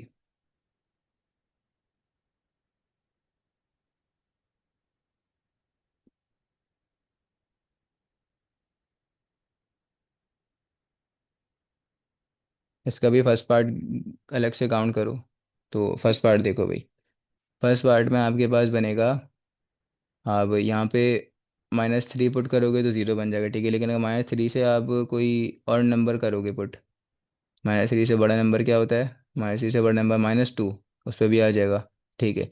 तो आपके पास कंडीशन बनी कि -3 से बड़े वाले नंबर्स पे आप इसको निकाल सकते हो। अभी मैंने यहाँ पे जो कंडीशन लिखी है, कौन सी लिखी हुई है, जिस पे मैं लगा सकता हूँ, मतलब मैंने डोमेन ही लिखी है, क्या लिखी है? डोमेन। ये बात नोट करना, अगर मैं फॉर एग्जांपल ये लिख देता, इस तरह से ये लिख देता, एग्जाम्पल दे रहा हूँ, तो ये वाली कंडीशन हमें नहीं लगानी, ये ना लगाने वाली कंडीशन लिखी है। तो मैं कभी कभी लगाने वाली कंडीशन लिख देता हूँ, कभी कभी ना लगाने वाली कंडीशन लिख देता हूँ, तो शायद आप लोग उसमें कंफ्यूज हो रहे हो। मेन चीज़ होती है ये लास्ट वाला आंसर, ये आपको समझ में आना चाहिए। ये समझ में आ गया तो फिर ठीक है। बाकी इसके बाद क्या करना है हमें, ठीक है? किस पे नहीं लगेगा, ठीक है? अच्छा, इस पे तो मैंने लगाने वाली बनाई थी ना, चलो ठीक है, इस पे भी लगाने वाली बना देते हैं। अभी मैं नहीं लगेगा बोल रहा था, तो फिर मैं नहीं लगे वाली लगा देता। तो यहाँ पे आप 7 से अगर बड़ा लगाओगे तो आपके पास माइनस आएगा, 7 लगा दिया, 7 - 7 का आंसर क्या होता है? ज़ीरो होता है। लेकिन 7 - 8, अब बड़ा आ गया ना इसकी वैल्यू, तो ये नहीं हो सकता क्योंकि इसका आंसर माइनस में आएगा, तो 7 से बड़ी कोई भी वैल्यू नहीं लगा सकता। तो यहाँ पे मैं कौन से बना रहा हूँ? लगाने वाली। तो बेसिकली मैं 7 से छोटी वाली सारी लगा सकता हूँ, ठीक है, और 7 भी शामिल होगा। आप समझे? अगर मैं सवाल इस तरह से समझा देता कि ये वाली शामिल नहीं होगी, तो आप लोग फिर ऐसे कन्फ्यूज हो जाते। अगर मैं इस तरह से बना देता कि ये वाली शामिल नहीं होगी और ये वाली शामिल नहीं होगी, ठीक है, तो आप लोग फिर इस तरह से कन्फ्यूज हो रहे थे। तो इसकी क्या बनेगी? डोमेन। डोमेन बनेगी इसकी, hence the domain is the closed interval. अच्छा, पहले इन दोनों को मिक्स कर दो, मिक्सअप कैसे करेंगे इन दोनों को? आपके पास -3 एंड 7 मिक्सअप करना, ठीक है, मतलब 3 से शुरू होगा 7 पे, सिर्फ इसी पे ही आपके पास लगेगा। बाकी किसी भी कोई ऐसा डिजिट उठा लो, आपके पास पूरे की पूरी लिमिट सॉल्व नहीं हो सकती, मतलब पूरा पूरा फंक्शन सॉल्व नहीं हो सकता इस पे, किसी और उस पे, ठीक है, मतलब डोमेन इनपुट जो भी डालोगे उस पे। तो इसको क्लोज इंटरवल में बना रहा हूँ, कामा 7। सही है, ये हो गई मेरे पास डोमेन, फाइनल आंसर ही है। अब एक पीस वाइज फंक्शन आपके पास लिखा हुआ आ रहा है।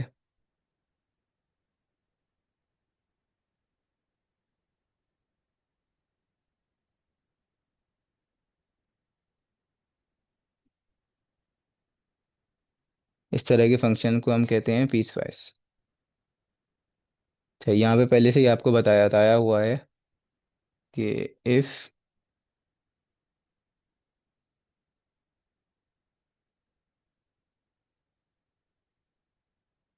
ठीक है, यहाँ पे आपको पहले से ही बताया हुआ है, क्या बताया हुआ है पहले से ही?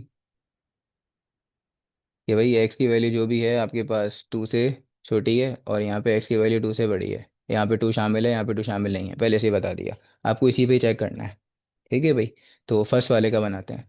फर्स्ट वाली कंडीशन डन है, ठीक बोला उन्होंने या गलत बोला है? फर्स्ट वाली कंडीशन बिल्कुल ठीक बोला है। तो फर्स्ट वाली कंडीशन का अगर मैं आपको बोलूँ इसकी डोमेन बनाओ, सिर्फ अकेली इसी की डोमेन बनाओ, तो इसकी अकेले की डोमेन क्या बनेगी? पहले मैं फंक्शन लिख रहा हूँ, ऐसे ही नॉर्मल। ठीक है, अगर बोलूँ इसकी डोमेन निकालो तो आगे ही निकाल लो इसकी डोमेन।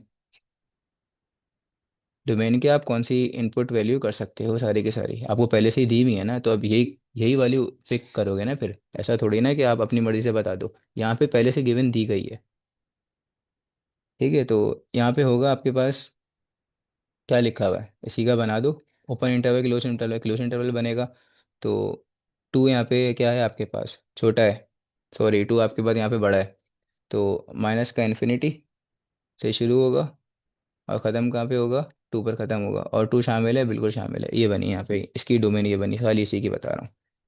इसकी बनाओ।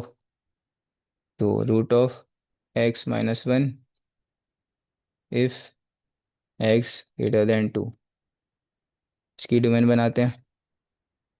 डोमेन बनाना अब आप लोग को आ गई होगी, ईजी है ये बिल्कुल। तो इसकी ज़रा डोमेन बनाओ। तो क्या बनेगी? ओपन इंटरवल की बनेगी। तो x बड़ा है यहाँ पे, तो छोटा क्या है? टू है। तो जब टू छोटा है तो आपको पता है स्मॉल वैल्यू पहले लिखते हैं, तो स्मॉल वैल्यू आप लिखोगे टू। टू शामिल है या नहीं है? टू शामिल नहीं था। और उसके बाद क्या है? इन्फिनिटी। इन्फिनिटी शामिल ये भी नहीं था। ठीक है, दोनों की डोमेन बना दी। दोनों की डोमेन को मिक्सअप करो। मिक्सअप कैसे करेंगे? यूनियन के साथ। तो क्योंकि पूरा का पूरा पीस पास एक ही फंक्शन था ना, पूरा का पूरा ये एक ही फंक्शन था।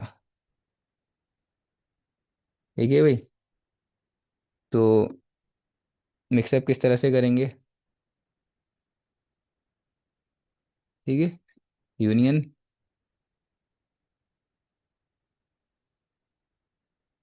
और टू कॉमा ये लगा दिया। अब ये भी आंसर चलेगा, कोई मसला नहीं है, लेकिन आप इस आंसर को और शॉर्ट कर दो। इस पूरी की पूरी लाइन का मतलब क्या है? इस पूरी की पूरी लाइन का मतलब है यहाँ पे क्या है, आपके पास शुरू हो रहा है बहुत छोटे नंबर से और ख़त्म हो रहा है टू पर। ठीक है, और टू शामिल है। यहाँ पे क्या हो रहा है? यहाँ पे आपके पास टू से शुरू हो रहा है और इन्फिनिटी पे ख़त्म हो रहा है, मतलब बहुत बड़े नंबर पे। तो जहाँ पे ख़त्म हो रहा है वहीं से तो शुरू हो रहा है। देखो यहाँ पे ख़त्म क्या हो रहा है, बहुत छोटे छोटे नंबर से नंबर तक चलते जा रहा है। और जैसे यहाँ पे वन है, यहाँ पे टू है, टू पे आके रुक गया सेट, टू पे आके रुक गया सेट। और यहाँ पे क्या हो रहा है? यूनियन। अब यूनियन बना रहा हूँ जो हम छोटे सेट्स में बनाते थे, यूनियन। और यहाँ पे क्या है? टू शामिल नहीं है ना यहाँ पे, क्योंकि टू के ऊपर कौन सा है? ओपन इंटरवल है। तो कोई टेंशन लेने वाली बात थोड़ी है, इसका मतलब थ्री से बनेगा। थ्री, फोर, फाइव, सिक्स और इन्फिनिटी तक चलता जा रहा है ना। तो आगे डॉट डॉट डॉट डॉट लगा दूँ। इन दोनों का यूनियन निकालो। यूनियन कैसे निकालते हैं भाई? आता तो है, दोनों को मिक्सअप कर देते हैं। तो क्या हो गया? एक बहुत छोटा छोटा नंबर यहाँ तक चलते जा रहा है, तो इस तरीके का नहीं बनेगा। Dot dot dot dot dot, 1 2 3 4 5 6, इसी तरह ये भी चलता जाएगा। तो यहाँ पे माइनस का इन्फिनिटी था, यहाँ पे प्लस का इन्फिनिटी था। तो इसका मतलब क्या हुआ? आपके पास जो फाइनल आंसर बना, आप इसको इस तरह से लिख सकते हो। सारे के सारे नंबर पुट कर सकते हो इस फंक्शन में आप। का मतलब माइनस का इन्फिनिटी से प्लस का इन्फिनिटी, फाइनल डोमेन ये बनी आपके पास। ये भी कंसिडरेबल थी। और इसको इस तरह से भी लिख सकते हो, all real number hence domain of F, मतलब फंक्शन इस आर। ठीक है। अब हम शुरू करेंगे क्वेश्चन नंबर 22। तो क्वेश्चन नंबर 22 में मेरे पास जो क्वेश्चन लिखा हुआ है, एक तो ये रूट के साथ लिखा हुआ है और एक लिखा हुआ है फ्रैक्शन में। फ्रैक्शन में, ठीक है, न्यूमरेटर डिनोमिनेटर दोनों इसमें लिखे हुए हैं। तो अब इस टाइप के क्वेश्चन को हम किस तरह से सॉल्व करते हैं आपको तो मैं सबसे पहले ये बताऊंगा। देखो, अगर हम इसको ओल्ड फैशन जिस तरह से मैं आपको सिखा रहा था अगर उस तरह से करते हैं तो x-4। अब देखो यहाँ पे आपके पास क्या बन रहा है? अगर आप इसकी जगह पे इसे यहाँ पे क्या लो, ये फोर्थ से छोटी वैल्यू लो, मतलब फोर्थ से छोटी वैल्यू 3-4 ये लेते रहो। ठीक है। और तो इस आपके पास बनेगा -1। और अगर टू लो, मतलब मैं थ्री फोर फोर से छोटी वैल्यू जो भी लूँ ना उस पर ये मेरे पास फंक्शन क्या बनेगा, कॉम्प्लेक्स नंबर बन जाएगा, मतलब मेरे पास इसकी वैल्यू, तो इसका मतलब ये एक्सेप्टेबल नहीं होगा। सही है, इसका मतलब एक्सेप्टेबल नहीं होगा। तो आपको जो एक वजह मिल गई वो क्या वजह मिली कि भाई आप एक्स की वैल्यू जो भी कंसिडर करोगे वो आपके पास क्या होनी चाहिए, फोर से बड़ी होनी चाहिए, है ना। लेकिन इज इक्वल्स टू फोर ये नहीं होनी चाहिए, क्योंकि फोर माइनस फोर पे तो आपका क्या हो जाता है, जीरो हो जाता है ना, मतलब फंक्शन डिफाइंड होगा उस पर। ठीक है, और किस पे डिफाइंड नहीं हो रहा फंक्शन हमारा, एक फोर से छोटी वैल्यूज़ पर। ठीक है, तो आपको ये वजह मिल गई एक तो। ठीक है भाई, हमने निकाल ली जैसे हम नॉर्मली निकाल लेते ओल्ड फैशन में, जैसे मैं आपको सिखा रहा था। अब ये मैंने कौन से पार्ट की निकाली है, ये मैंने न्यूमरेटर पार्ट की निकाली है। अब मैं आऊँगा डिनोमिनेटर पे, तो डिनोमिनेटर पे क्या होगा, एक्स प्लस वन था ना, ये था। ठीक है, अब इसके लिए आपके पास जो कंडीशन लग रही है वो आपके पास लग रही है कि भाई अगर मैं -1 पे लूँ और -1 से छोटी वाली जिस पे भी लूँ, अच्छा इस तरह से रूट भी लगाया है ना, रूट भी लगा देता हूँ। तो अगर मैं -1 से छोटी की जोन सी भी वैल्यू लेता रहूँगा तो उस पर ये क्या करेगा, उस पर ये बना देगा माइनस, जैसे ही देखो इस पे क्या बना देगा, अच्छा इस पे तो जीरो बना दिया, जीरो बना दिया तो जाहिर सी बात है क्या हो जाएगा, 1/0 हो जाएगा, ए इन्फिनिटी बन जाएगा। तो इसकी तो बात छोड़ ही दो, और इससे छोटी वाली लगा के दिखाता हूँ। इससे छोटी वैल्यू, इससे छोटी वैल्यू में लगा के दिखाता हूँ, -2 + 1, ठीक है, ए लगा दी। इस पे क्या हो रहा है, इस पे आपके पास आंसर आ रहा है -1, वही कंडीशन बन गई। और इस पे क्या आ रहा है, और छोटी पे क्या आ रहा है, और छोटी पे आंसर आ रहा है मेरे पास -3 + 1। सही है, तो ये बन गया -2। ऐसे ही करता रहूँगा तो आपको यहाँ से कंडीशन मिली कि अगर मैं यहाँ पर माइनस किससे, -1 से छोटा कुछ भी लेता हूँ तो मेरे पास क्या बनेगा, अच्छा -1 भी यहाँ पे इंक्लूड होगा, सही है, -1 इंक्लूड होगा, तो -1 से छोटा मैं कुछ भी लेता हूँ या -1 लेता हूँ तो मेरे पास यहाँ पे फंक्शन अनडिफाइंड बन रहा है। ये बात भी आ गई। अब आप एक बात नोट करो, अगर आप इसका एक सेट बनाते हो तो आपको वो सेट क्या कहता है, वो सेट आपको कहता है कि जो फर्स्ट वैल्यू है आपकी, ये वाली स्टार्टिंग वाली, वो उसमें एक्स बड़ा हो रहा हो, और जो सेकंड वाली में आपके फोर यहाँ पे बड़ा हो, ये वाली तो सेटिस्फाई हो गई। क्या ये वाली सेटिस्फाई हुई, ये वाली में तो आपके पास जो मगरमच्छ का मुंह बन रहा है इसको आप बोल लो मगरमच्छ का मुंह, ठीक है, ये आपके पास इस तरह से बन रहा है, तो नहीं ये सेटिस्फाई नहीं हुई, ये तो आपके पास बिल्कुल उल्टी सीधी बन गई कुछ, तो ऐसे नहीं बनती। देखो हमें देखना पड़ता है, कंडीशन को अपने मुताबिक देखना पड़ता है, ठीक है। अब एक बात नोट करो, आपने, मैंने इस तरह से तो आपको बनवा दिया, आपने बोला बिल्कुल ठीक है, और आप पेपर में भी लिख के आ गए कि भाई इसके अलावा ये होगा, इसके अलावा ये होगा, क्या पता आप आंसर सही भी लिख दो, लेकिन आपके माइंड में जो बात थी वो तो क्लियर होनी चाहिए चाहिए ना। तो वो बात कैसे क्लियर होगी, देखो मैंने जो डिनोमिनेटर वाले पार्ट की आपको बताई थी ना डोमेन, जिस पर एक्सेप्ट नहीं होगा, वो डोमेन मैंने आपको बताई थी, एक्स -1 से छोटा होगा तो आपको ये फंक्शन नहीं देगा आंसर। मैं एक्सेप्ट वाली बात नहीं कर रहा, मैं नहीं देने वाली की बात कर रहा हूँ। सही है भाई। तो अब देखो यहाँ पर आप एक बात नोट करो, अगर आप यहाँ पे लगाते हो, क्या लगाते हो, -1 पे तो नहीं हो रहा ना, चलो -2 लगाते हैं इस फंक्शन पे, तो -2 ऊपर भी लगाया और -2 नीचे भी लगाया। ठीक है, तो इसका आंसर मेरे पास आया -6, इसका आंसर आया मेरा -1, तो माइनस से माइनस कैंसिल हो गया और ये तो बन गया ना, जो आता है इसका आंसर बन गया। तो देखो ये बात भी हमें देखना होती है कि हमारे पास यहाँ पे न्यूमरेटर डिनोमिनेटर मतलब फ्रैक्शन में हमारे पास ये क्वेश्चन दिया हुआ है, तो अगर आपके पास ऊपर भी माइनस आएगा तो नीचे भी माइनस आएगा और दोनों आपस में कैंसिल आउट हो जाएंगे, तो ये हमारे पास सॉल्व होगा। ठीक है, तो डोमेन इसकी ये नहीं होगी। तो डोमेन इसकी कुछ इस तरह से बनेगी कि अगर मैं -1 से बड़ी वाली, ठीक है, और यहाँ पे 4 से छोटी वाली वैल्यूज़ को हटा दूँ, उसके अलावा सब पे ये डोमेन आप जो भी अप्लाई करोगे, इनपुट डालोगे, वो आंसर देगा। ठीक है, इसका शॉर्टकट क्या होता है, इसका एक शॉर्टकट मेथड ये होता है कि आप इसको कंसिडर कर लो इस तरह से कुछ, ठीक है। और क्यों देखो, ऐसा मैंने greater than and equal to zero क्यों लिखा, आप जब रूट को एक सॉल्व करते हो, रूट के अंदर x-4 लिखा हुआ है ना, अंदर यहाँ पे कुछ भी लिखा हुआ, तो जब रूट को आप सॉल्व करते हो ना, आप कोई भी नंबर निकालो और उसके ऊपर रूट लगा दो, तो आपके पास आंसर हमेशा ग्रेटर देन जीरो आएगा, मतलब जीरो से बड़ा आंसर आएगा, या तो जीरो भी आ सकता है, जैसे √0 लिख दिया तो आंसर जीरो आ गया। इस वजह से मैंने इक्वल्स टू लगाया हुआ है। तो आपके पास आंसर हमेशा क्या आएगा, क्या बोला था मैंने, ग्रेटर देन जीरो आएगा। अब ग्रेटर देन जीरो आएगा आपके पास आंसर, तो आप क्या करोगे, यहाँ से सबसे पहले एक्स की वैल्यू फाइंड कर लोगे, एक्स की वैल्यू आपके पास आ रही है 4 आ रही है यहाँ पे, ठीक है। और उसके बाद आप इस कंडीशन को भी कुछ इस तरह से उठा लो, अच्छा एक्स की वैल्यू क्या आ गई, 4 आ गई, ये छोड़ दो कि मगरमच्छ का मुंह किसकी तरफ है, वो किसकी तरफ है, ये बात छोड़ दो आप, ठीक है। मतलब ये ग्रेटर देन किसकी तरफ है, इसकी तरफ है, इसकी तरफ है, अब ये सारी बातें छोड़ दो अभी। बस अभी आपके पास एक्स की वैल्यू क्या आ रही है, 4 आ रही है, इस पे ध्यान दो। यहाँ पे क्या है, x+1, तो इसको भी कंसिडर करते हैं x+1, इसका भी आंसर हमारे पास ग्रेटर देन जीरो ही आएगा। तो क्या कंसिडर करता हूँ उसको मैं, ठीक है। ये आ रही है, ठीक है। तो यहाँ पे मेरे पास एक्स की वैल्यू आई 4, यहाँ पे आई एक्स की वैल्यू -1। तो आंसर देखो, इसका मतलब अब आपको ये वैल्यू मिल गई, एक 4 मिल गई कि -1 मिल गई। बस अब जब आपको ये वाले दो आंसर मिल गए ना, अब आपको खुद पहचानना है कि आप इन 4 को और 1 को निग्लेक्ट करोगे या सिर्फ इन दोनों को ही एक्सेप्ट करोगे डोमेन के लिए। ये आपका पहचानना खुद ही आपका आपका कमाल है कि आप ये पहचान लो बस।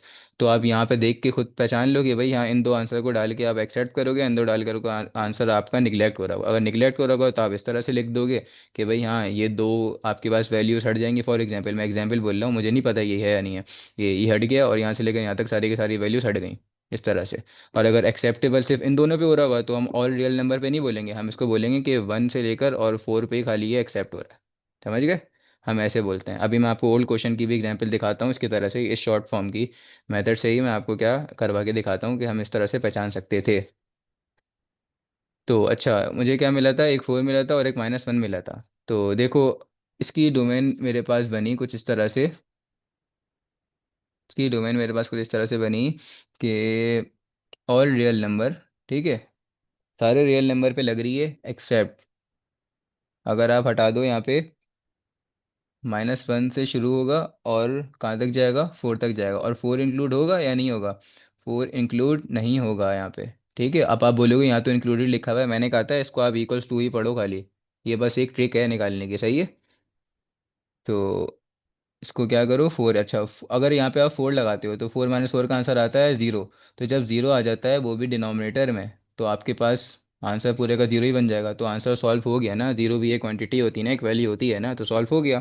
0 पे आपका फंक्शन, ऐसा नहीं कहते आपके अनडिफाइंड होगा, जब डिवाइडेड बाय 0 आए ना, जब आप कहते हो कि हाँ भाई फंक्शन अनडिफाइंड हो गया, तो इसका मतलब 4 लगेगा। तो 4 को मैं बना दूंगा किसमें, ओपन इंटरवल में। तो अब आपने नोट की ये बात। अगर आप माइनस देखो, आपके पास वो दो दो दो थे, ये देखो, एक 4 और एक -1। तो 4 और -1 इन दोनों के दरमियान के सारी वैल्यूज अगर आप हटा दो तो आप अपनी डोमेन को लगा सकते हो। उसके अलावा सारे के सारे रियल नंबर पुट करके मतलब इनपुट वैल्यू डाल सकते हो। समझ गए भाई? ये आपको मिल गया इसका आंसर। अब आपको मैं ओल्ड क्वेश्चंस की भी पिक्चर वो करवा देता हूँ, ठीक है। प्रैक्टिस करा देता हूँ ओल्ड क्वेश्चन की भी जो मैंने किए थे, उसको इस ट्रिक से आप किस तरह से पहचान सकते हो। तो देखो 20, ये हो गया एफ, फंक्शन है मेरे पास 3 + x और +7 - x।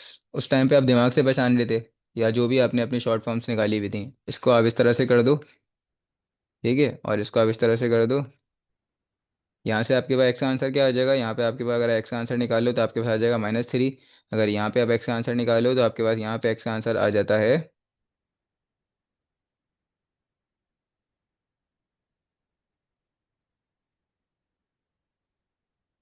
ठीक है, यहाँ पे आपके पास एक्स का आंसर आ जाता है 7। बिल्कुल जो हमें चाहिए होता है आंसर, वही आंसर हमें मिला यहाँ पे, सही है। तो देखो मुझे दो नंबर्स मिल गए यहाँ पे, ये 3, -3 और 7। तो आपको अगर इसका आंसर याद हो जो मैंने आपको बताया था, तो अब आपको अब ये देखना है कि आपके पास जो आंसर लग रहा है वो सिर्फ इन दो पर ही लग रहा है, इन दो के दरमियान वालों पे लग रहा है, या ये दो हट रहे हैं और बाकी सब रियल नंबर पे लग रहा है, मतलब इस तरह से करके। तो अब वो आप खुद पहचानो, वो आपका पहचानना टाइम है। वो आपको थोड़ा बहुत दिमाग से ये दो वैल्यूज मिल गई ना, आपको शॉर्टकट मेथड से दो वैल्यू मिल गई। अब आपका आगे का काम है आपके माइंड का, कि आप खुद पहचानो कि ये दो नंबर्स आपके हटेंगे या यही दो नंबर खाली लग रहे होंगे उसके लिए, डोमेन के लिए। तो इस क्वेश्चन में सिर्फ यही दो नंबर्स की जो वैल्यूज़ थी उसके दरमियान वाली सब पे ये आंसर दे रहा था, उसके अलावा किसी पे आंसर नहीं दे रहा था। ये मैं आपको करवा चुका हूँ, ठीक है। तो बस इस तरह से ही हम और दूसरों की भी पहचान सकते हैं। और कौन सा था मेरे पास, और था मेरे पास, अच्छा इसको मैं इरेज कर दूँ। उसके बाद हमारे पास कौन सा था जो मैंने करवाया था, मैंने आपको करवाया था 19। तो 19 है, फंक्शन मेरे पास दिया हुआ है कुछ, 1/√ऑफ 1 - x और 2 - x, ठीक है। यहाँ से भी आप पहचान लो वैल्यू, आसान सा काम है बिल्कुल।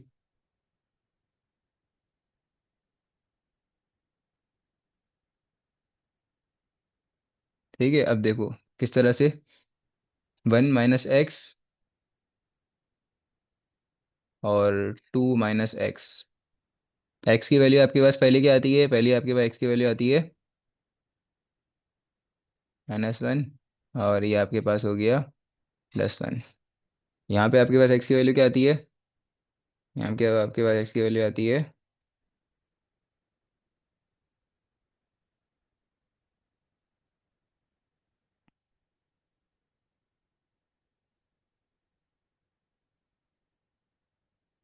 ठीक है, ये आ गई। एक वन में वन मिल गया आपको, और एक क्या मिल गया, 2। अब आपको ये दो वैल्यूज मिल गया। अब आप वो भूल जाओ आपके पास ग्रेटर देन आया है या लेस देन आया है, जो भी आपके पास आया है वो बात भूल जाओ। आप इसको कंसिडर कर लो इक्वल्स टू लिखा हुआ है।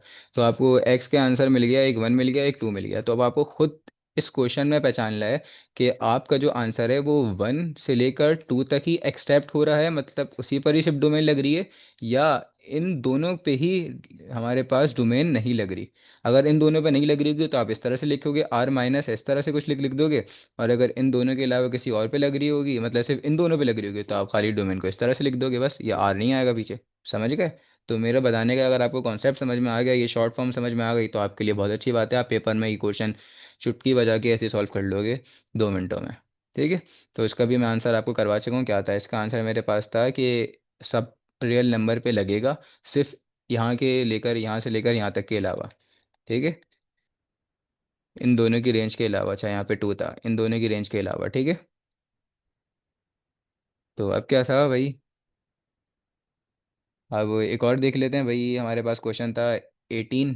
उसके बाद मैंने आपको उससे पहले मतलब 18 कराया था। तो 18 में क्या था मेरे पास? a+x और a-x। तो खैर ये तो आसान सा क्वेश्चन था, आप समझ गए होगे। लेकिन अगर आप बोले उसको इस तरह से करा दें तो देख लो भाई।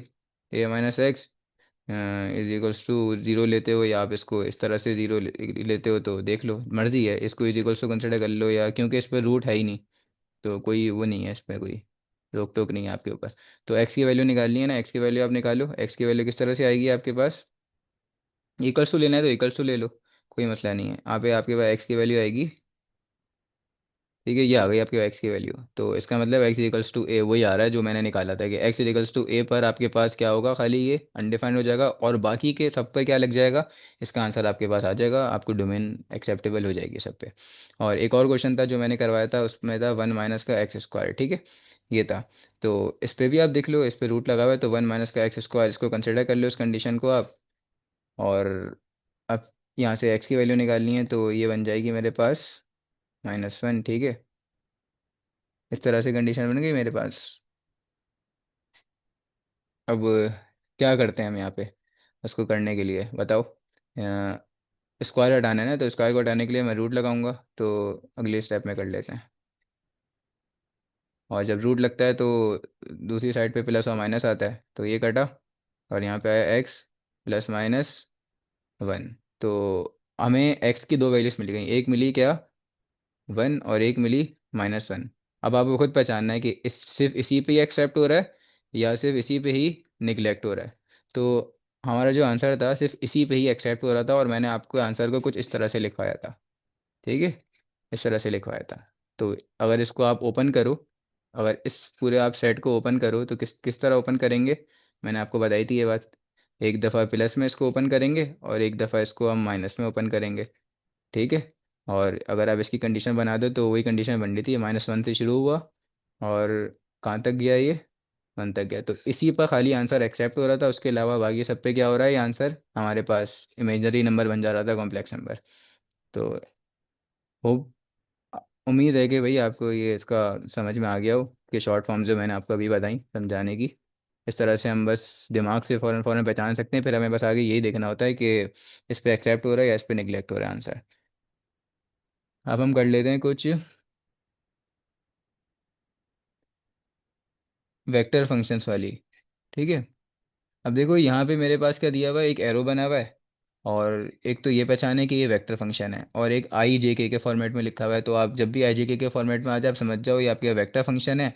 और या तो इस तरह के कुछ एरोस आ रहे हैं, तो आप समझ जाओ ये वेक्टर फंक्शन है, क्योंकि इसमें डायरेक्शन शो हुई भी है हमारे पास, एरो डायरेक्शन शो कर रहा है ना।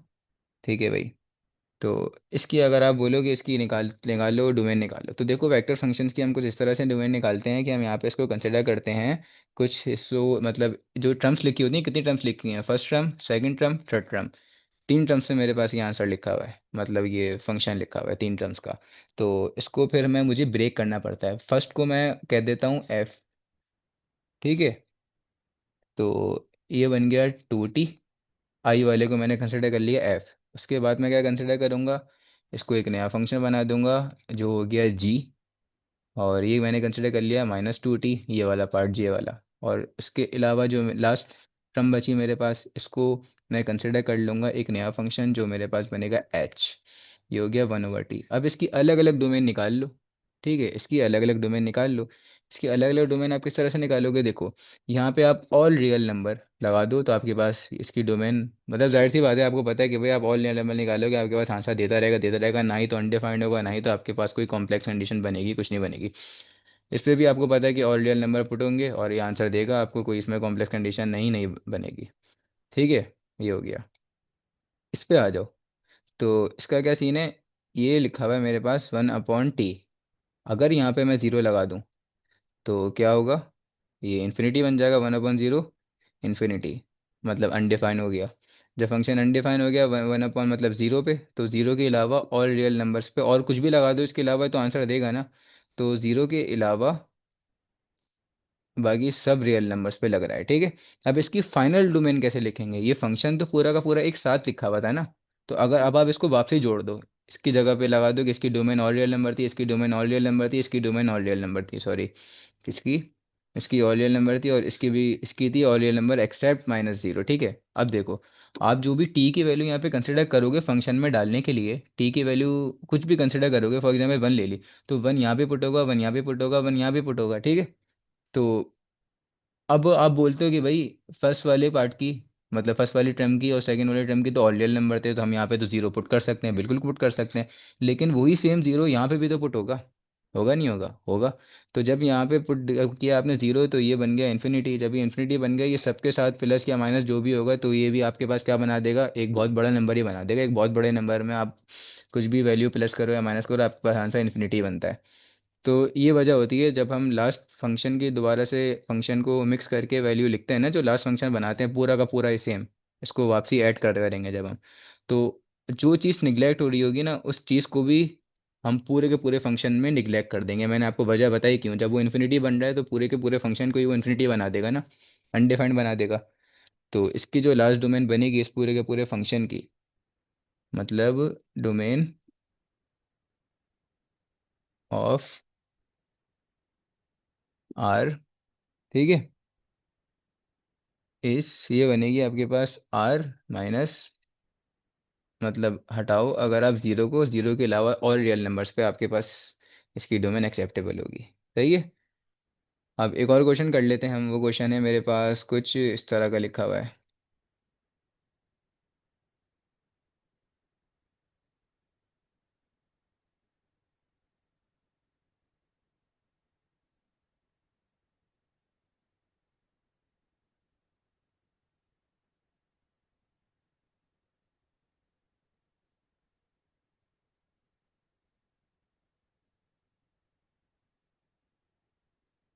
ये कॉस्टी कॉस्टी मैंने 2 दफ़ा लिख दिया है, यहाँ पे था साइन टी था। ठीक है।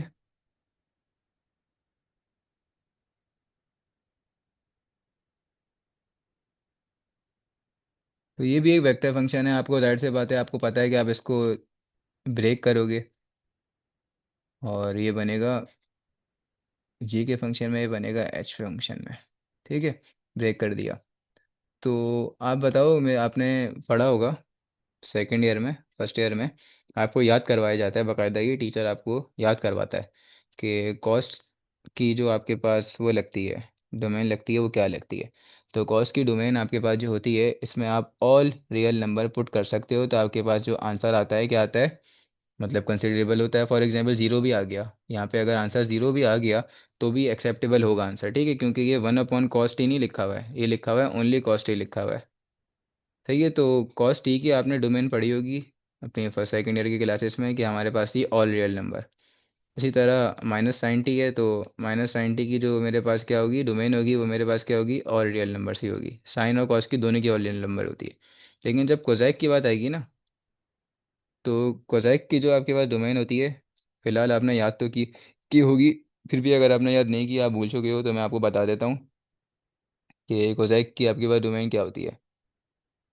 तो कोजैक की आपके पास जो डोमेन होती है वो होती है आर मतलब ऑल रियल नंबर्स माइनस, अगर आप इसमें माइनस करो, क्या माइनस करो ऑल रियल नंबर्स में, मतलब माइनस करना ही नहीं है, मैं बता रहा हूँ कि मतलब हटते हैं वो नंबर। अभी इसकी वजह बताता हूँ, खैर आपको पहले मैं लिख दूँ। एन पाई सच डेट एन आपके पास है इंटीजर्स। ठीक है भाई। अब देखो मैंने ऐसा क्यों लिखा कि ऑल रियल नंबर्स आप डाल दो टी की जगह पे, लेकिन सिर्फ ये ना डालो। अब ये क्यों बात बोली बताता हूँ भाई। कॉस सेक जो होता है आपके पास किसके बराबर होता है? कोसेक आपके बराबर होता है 1/साइन के। तो ये 1/sin t होगा। ठीक है। अब साइन का जो आंसर होता है आपके पास, वो साइन का आंसर जीरो कब होता है? साइन का आंसर आपके पास जीरो होता है 90 डिग्री पे या 180 डिग्री पे, ऐसे ही होता है ना। देख लो भाई। तो अगर आप एन की जगह पे इंटीजर्स पुट करो, तो पाई का मतलब क्या है? पाई का मतलब है आपके पास 180। ठीक है, 180 डिग्री।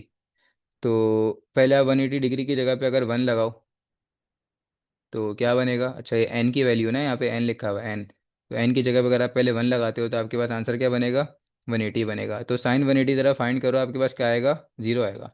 1/साइन जीरो मतलब, सॉरी, साइन टी मतलब आपके पास लगेगा साइन की वैल्यू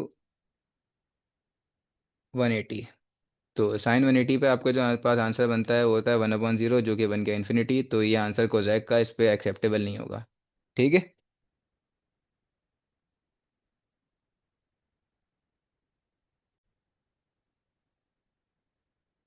इसी तरह से अगर मैं लगाऊँ अब एन की जगह पे टू लगा दूँ, तो यहाँ पे आ गया 2 पाई। 2 पाई क्या होता है? 360 डिग्री। तो 360 डिग्री पे भी क्या होता है? यहाँ पे अगर 360 आ गया, तो ये फिर से क्या बन जाएगा? 1/0 और ये इन्फिनिटी बन जाएगा। ठीक है। तो हाँ, एक और बात मैंने बोला था शायद 90 पे भी ज़ीरो होता है, तो साइन 90 पे ज़ीरो नहीं होता। तो देख लो यहाँ पे 90 कहीं से बन बन भी नहीं रहा है। तो 90 पे तो आंसर होता है साइन 90 का 1 होता है। और एन की वैल्यू अगर आप ज़ीरो लो, क्योंकि इंटीजर्स तो ज़ीरो भी होता है ना, तो ज़ीरो पाए तो इसका मतलब ये बन गया ज़ीरो। तो साइन ज़ीरो क्या होता है? साइन ज़ीरो होता है ज़ीरो। तो 1/, ये लिखा हुआ है ना साइन टी, तो यहाँ पे क्या आ जाएगा? 1/0 आ जाएगा। इसकी जगह पे मतलब इन्फिनिटी आ जाएगा। तो कोजेक की जो हमारे पास डोमेन होती है वो ये होती है, आपको याद करवाया होगा फर्स्ट ईयर सेकेंड ईयर में, आपने ये चीज़ें याद की होंगी, पढ़ी होंगी सभी चीज़ें। ठीक है। इसी तरह से आपको टेन की भी याद करना होती है, इसी तरह से आप उसकी भी याद कर लो, किसकी? वो साइन टेन कॉस कॉट की भी याद कर लो, और बस इनकी याद कर लो और सेक की। तो आपके लिए ही बेहतरी होगी इसमें। तो अच्छा, अब मैंने आपको क्या बताया था, अब जब आप सब चीज़ों को आपस में कंबाइन कंबाइन करोगे, सब टर्म्स को आपस में कंबाइन करोगे, तो क्या सिचुएशन बनेगी आपके पास? यही वाली सिचुएशन बनेगी, जो रिमूव हो रहा होगा वो सबके साथ फिर रिमूव होगा। तो आपके पास क्या बनी इसकी डोमेन? डोमेन ऑफ आर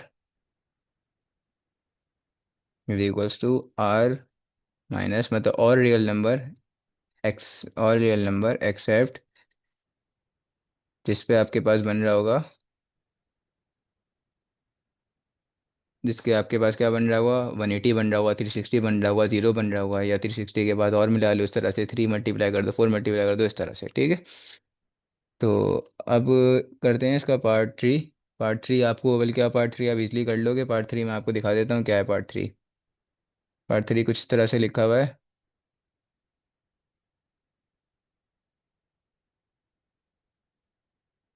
1 - का t।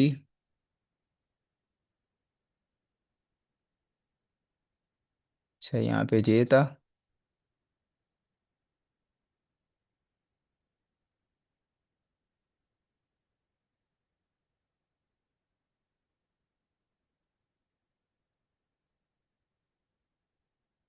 तो यहाँ पे मैं आपको ऐसे ही बता देता हूँ। यहाँ पे आपके पास ऑल रियल नंबर्स आएगा। ठीक है। उसके बाद बताओ, ऑल रियल नंबर्स यहाँ पे क्या आएगा? यहाँ पे ऑल पॉजिटिव रियल नंबर, क्या? और पॉजिटिव रियल नंबर। ठीक है। क्योंकि नेगेटिव पे अगर आप चले गए तो आपके पास वही इमेजनरी पार्ट में आ जाएगा इसका। कॉम्प्लेक्स नंबर में चलेगी सिचुएशन तो अनडिफाइन हो जाएगा। यहाँ पे देखो, यहाँ पे क्या हो जाएगा? Except zero. एक्सेप्ट क्या? ज़ीरो। तो बस।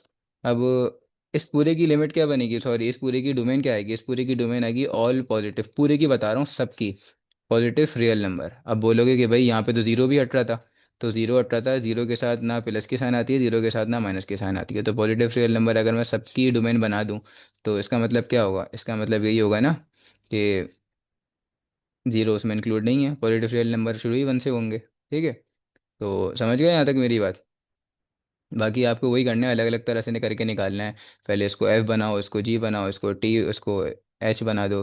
इस तरह से इसको एफ टी, इसको बना दो जी, इसको बना दो एच। इस तरह से निकालो अलग अलग करके, फिर आपको सबके सब स्टेप्स पता हैं।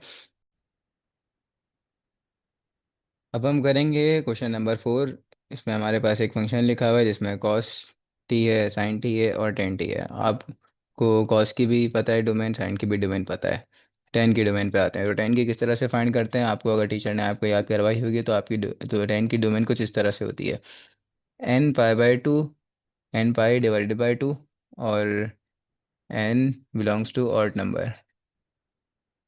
ठीक है, तो टेन आपके पास जो होता है वो होता है sin t upon cos t. सही है। अब एन जो हमारे पास, अच्छा सबसे पहले तो पाई बाय टू देखो, पाई बाय टू क्या होता है, 180 डिवाइडेड बाई टू, तो पाई बाय टू होता है 90। 90 के बराबर में क्या लिखा हुआ है, एन, तो मैंने यहाँ पे डाल दिया एन। ठीक है, एन का मतलब बिलोंग्स टू ऑड नंबर, पहला ऑड नंबर क्या होता है आपके पास, वन, तो इसका मतलब ये बन गया आपके पास, बन गया 90 ही बन गया। इसकी जगह पे वन आ गया ना, तो 90 बन गया। तो आप जो एंगल है उसकी जगह पे क्या पुट करोगे आप, 90। तो आप अगर यहाँ पे कॉस की जगह पे 90 पुट करो तो आपके पास क्या बन जाएगा बताओ। आपके पास बन जाएगा कॉस 90 होता है जीरो, तो अगर डिवाइड बाय जीरो हो गया तो ये हो गया one upon zero is equals to infinity. ऊपर जो भी आ रहा हो, लेकिन डिवाइड बाय आपके पास जीरो आ गया तो इन्फिनिटी बन गया, मतलब अनडिफाइंड बन गया। तो और अब बाकी वन अगर चाहो तो टेन पे भी निकाल लो, टेन 90 निकालो, जीरो आ जाएगा आपके पास आंसर। ठीक है, तो सॉरी जीरो नहीं आएगा, अनडिफाइंड आ रहा होगा। इसके बाद आगे करते चलते हैं, फिर किस पे चलते हैं, हम चलते हैं यहाँ पर। हाँ, अब एन की वैल्यू अगला ऑड नंबर लगाएंगे ना, तो अगला ऑड नंबर क्या होता है, थ्री। तो यहाँ पे मैं लगा दूँ थ्री, तो थ्री मल्टीप्लाई बाय 90, ये हो जाएगा 270। तो आप निकालो ज़रा, 10 270, थीटा की वैल्यू 270 हो गई ना, तो ये भी आपके पास अनडिफाइंड फंक्शन आएगा, वरना आप चाहो तो यहाँ पे लगा दो 270, ये बन जाएगा ज़ीरो, तो इसकी वजह से बन गया अनडिफाइंड। ठीक है भाई, आ गया समझ में। तो इस तरह से हमारे पास कुछ बनी, और ये मैंने सिर्फ आपको अभी 10 की लिखवाई थी, और बाकी आपको साइन की भी पता है, उसकी भी, इसकी भी पता है, इसकी भी पता है, इसकी भी पता है। बाकी मैंने तो आपको इसकी लिखवाई थी अभी। और फाइनल फंक्शन की डोमेन भी आपके पास यही बनेगी, आर माइनस, मतलब माइनस का मतलब क्या, ऑल रियल नंबर्स आप पुट कर सकते हो सिर्फ इसके अलावा। ठीक है, इसी तरह से आपको निकालनी है किसकी,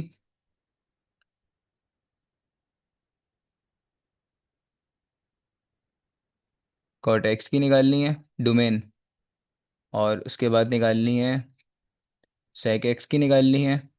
ठीक है, अब आप खुद पहचानोगे कि ऐसा कौन सा आप एंगल डालोगे जिसपे ये आ जाएगा, क्या आ जाएगा, अनडिफाइंड आ जाएगा। तो कॉट, कॉट की तो आपको खुद ही फाइंड करना होगी, मैं क्या बताऊँ इसकी। अच्छा, अगर आप इसको ओपन करना चाहो तो इस तरह से ओपन कर सकते हो, cos T upon sine T. आपको पता नहीं होना चाहिए साइन किस पे जीरो होता है, वन अपॉन जीरो हो गया तो ये इन्फिनिटी।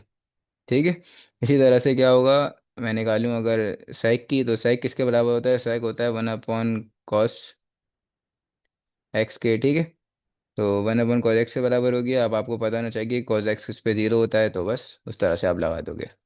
समझ गए। तो यहाँ पे हमारा फर्स्ट लेक्चर ख़त्म हुआ।